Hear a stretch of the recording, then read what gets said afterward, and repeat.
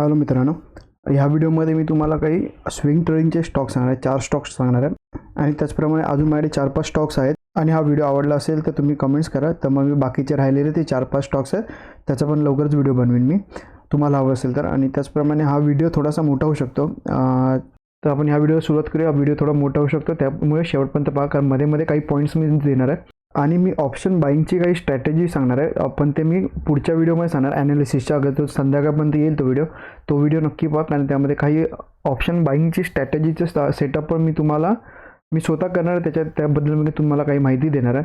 तर सगळ्यात पहिला आपण बघूया, हिंदुस्तान झिंक म्हणून लिमिटेड आहे, तो एक स्टॉक आहे, त्याचं बघूया. तर मी तुम्हाला हा जो स्टॉक सांगतो ना त्याबद्दल पहिले मी तुम्हाला काही माहिती देतो.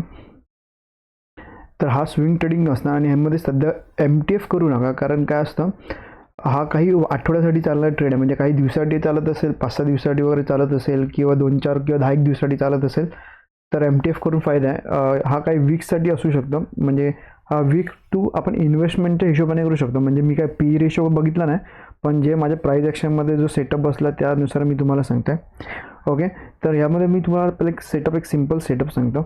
समजा तुमच्याकडे 50,000 रुपये असतील, ठीक आहे, 50,000 असतील ना, तर 4 स्टॉक्समध्ये डिवाईड करा. म्हणजे 12 म्हणजे 12.5 पकडा किंवा मग 12 पकडा, ठीक आहे. 12,000च्या 12 ते तुम्ही 4 स्टॉक घ्या, ठीक आहे. त्याचं कमीत कमी तुमचा SL आहे ना, हा 3-1 हजारापर्यंत ठेवा. म्हणजे समजा एक 12,000 स्टॉक घेतलात तर 3-1 हजाराचा तुमचा SL हवा. आणि त्याचप्रमाणे तुमचं टार्गेट हे 6,000 पाहिजे, ठीक आहे. म्हणजे ऑलमोस्ट 50%च्या आसपास तुम्हाला टार्गेट पाहिजे.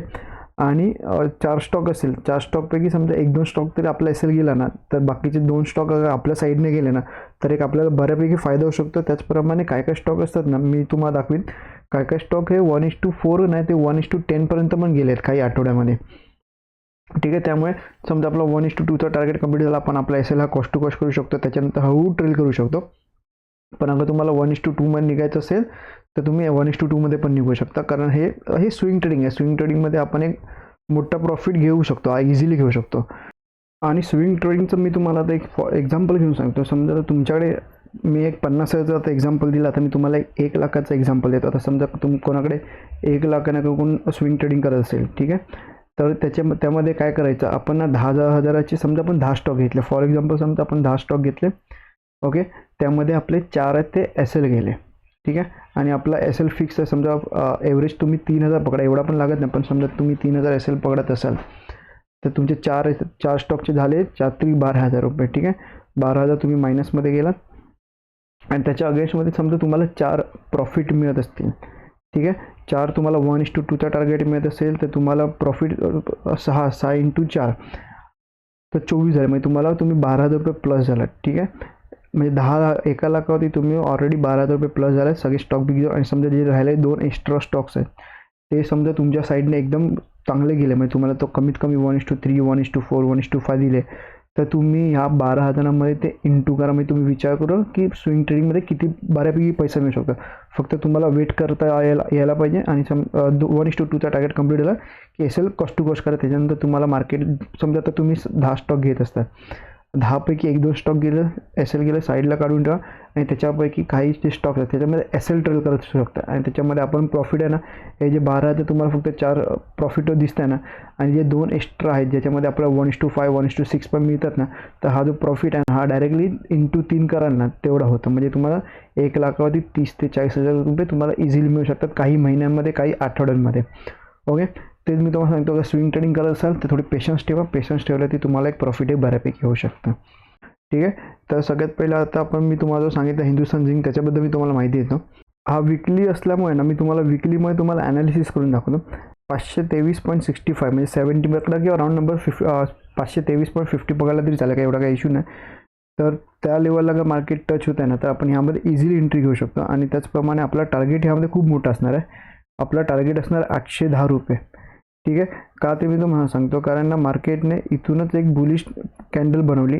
बघा, इथे सपोर्ट घेतला, त्याच्यानंतर एक मोठ्या बऱ्यापैकी वरती गेला, त्याच्यानंतर इथून एक ग्रीन कॅन्डल बनवली, 2 रेड कॅन्डल बनवलं विकली, आणि हॉल्ट कॅन्डल बनवलं. हे हॉल्ट कॅन्डल, आणि अगर त्याचा ब्रेक करत असेल ना, तर एक क्विक मुवमेंटम येणार. आणि त्याचा टार्गेट समजा हा लेवल ब्रेक करतोय ना, तर त्याचं टार्गेट आपला डायरेक्टली नेक्स्ट 810 पर्यंत येऊ शकतो, ठीक आहे. म्हणजे आपल्याला यामध्ये एक बऱ्यापैकी प्रॉफिट होऊ शकतं. म्हणजे कमीत कमी आपल्याला 6,000च्या वरती, म्हणजे 12,000 अगर तुम्ही इन्व्हेस्टमेंट करताय तर 12,000 6,000च्या वरतीच आपल्याला प्रॉफिट मिळेल. ठीक आहे. तर आणि 810ला घेतल्यावरती पण आपण त्याच्यामध्ये राहू शकतो, कारण त्याच्यावरती अजून खूप चांगले आपल्याला टार्गेट मिळू शकतात. पण आपला फर्स्ट टार्गेट हा 810 असायलाच पाहिजे. ओके. हिंदुस्तान झिंक ॲक्च्युली माझ्यासाठी खूप चांगला आहे. मॅक्झिमम 2दा तुमचं एस एल जात असेल ना, तर मॅक्झिमम 2दा एंट्री घ्यायची. आता इथे एंट्री घेतलं, ठीक आहे, आपला एस एल गेला, कारण आपला एस एल जास्त नाही, 3,000चा एस एल असेल तर आपल्याला तेवढा काही फरक पण नाही पडत. ओके. कारण स्विंग ट्रेड आहे. आणि त्याच्यानंतर परत येत असेल ना, तर आपण परत एकदा एंट्री घेऊ शकतो. म्हणजे आपण मॅक्झिमम 2दा एंट्री घेऊ शकतो, कारण 2दा एंट्रीनंतर अगर मार्केट जात नसेल ना, तर हे इकडे थोडं साईडवेजच करेल. ठीक आहे. त्याच्यानंतर आपल्याला काय अपॉर्च्युनिटी मिळत असेल तर आपण परत एकदा ट्रेड घेऊ शकतो. पण अगर आपण हा लेवल ब्रेक करतो ना, आपण एकदा इझिली एंट्री घेऊ शकतो आणि टार्गेट आपला हा मिळू शकतो. ओके. आणि आता आपण दुसरं स्टॉक बघूया. PPL फार्मा लिमिटेड म्हणून एक स्टॉक आहे. तर त्या स्टॉकबद्दल मी तुम्हाला काही माहिती देतो. हा पण काही आठवड्याचा ट्रेड आहे. ओके.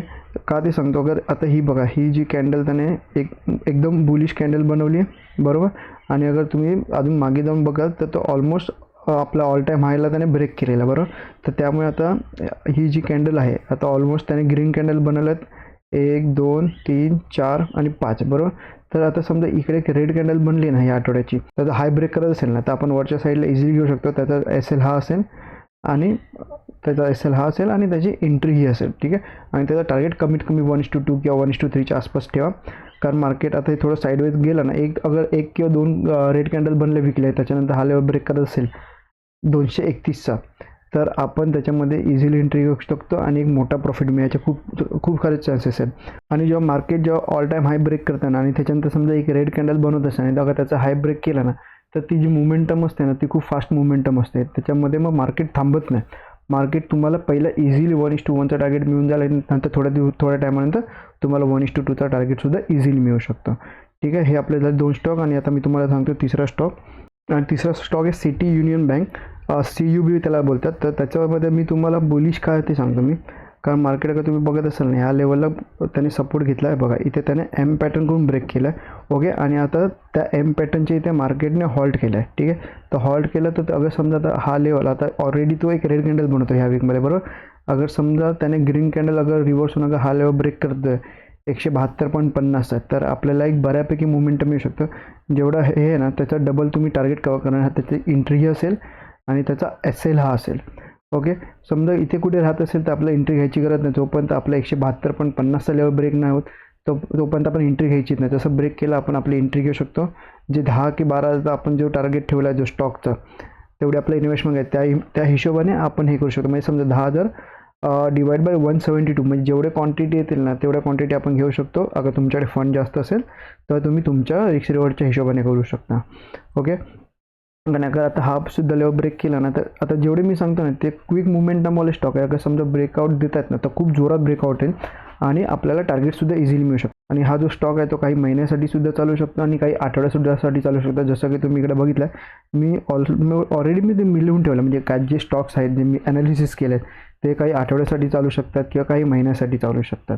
ठीक आहे. आणि ह्याचं टार्गेट मी तुम्हाला सांगतो कमीत कमी 1:2चा घ्या. आणि मी जे स्टॉक सांगतो का तुम्ही त्याच्यामध्ये अगर ट्रेलिंग करत असाल ना, तर तुम्ही 1:4, 1:5, 1:7 किती घेऊ शकता, कारण ते एकदम मोमेंटमवाले ट्रेड आहेत.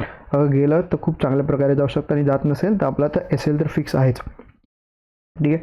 आता फॉर एक्झाम्पल समजा तुम्ही 4पैकी एक स्टॉक अगर समजा तुमचा 1:5 दिला, तर तुम्हाला 3,000 रिस्क असेल आणि त्याला त्याच्या अगेन्स्टमध्ये तुम्हाला 15,000 रुपये मिळत असतील. म्हणजे 10,000 होते अगर तुम्हाला 15,000 मिळत असतील, तर अगर तुमचे बाकीचे मग 1-2 SL तरी जात असेल ना, तरी तुम्हाला त्यामध्ये फरक नाही पडणार. ठीक आहे. त्यामुळे सांगतो जेवढा आपण आपला जो टार्गेट आहे जेवढा मोठा ठेवू ना, तेवढं आपल्याला पुढच्या वेळी ट्रेड घ्यायला बरं पडतं. ओके. आणि आता मी तुम्हाला चौथा स्टॉक आहे EPL लिमिटेड. EPL लिमिटेडचं मी तुम्हाला बुलिश का ते तुम्हाला पहिले सांगतो.